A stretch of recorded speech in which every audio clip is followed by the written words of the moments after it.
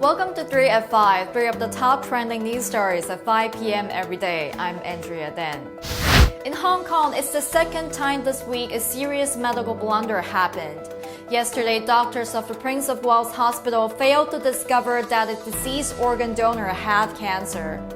When they found out there was a mass with a diameter of 1.5 centimeters in one of the donor's kidneys, his heart and lung were already in the transplant process for two receivers, respectively.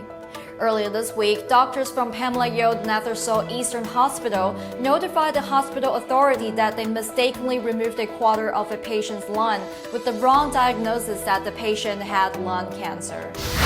On Thursday, China's Dalian Wanda Group announced that it purchased Florida-based WTC for $650 million. WTC owns the Ironman triathlon brand, which is the most famous triathlon brand. It operates 250 events a year in over 70 countries. In the United States alone, there are 480,000 participants every year. The acquisition made Wanda the largest sports operating company in the world. It proved the ambition of Wang Jianling, the group's chairman and Asia's richest man. Wang said the prospect of this extreme sport looks very promising in China.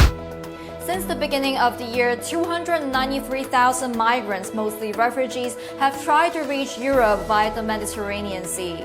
Among them, 2,440 died during the crossing, that's according to the United Nations. This is possibly the biggest migrant movement since the Second World War. It was estimated that the number of migrants arriving Europe during 2015 might reach 800,000, while last year, all the 28 EU countries together received a total of 626,000 migrants. Most of the refugees hailed from the Middle East, Africa, and Asia. In particular, Syrians were top of the list. The United Nations once again called for the European countries to shoulder the responsibility of receiving these asylum seekers. Germany, which is the most popular country for the refugees, called for other countries to share the burden. That's it for today. For more of these news stories and much more, visit ChinaDailyAsia.com and have a nice weekend.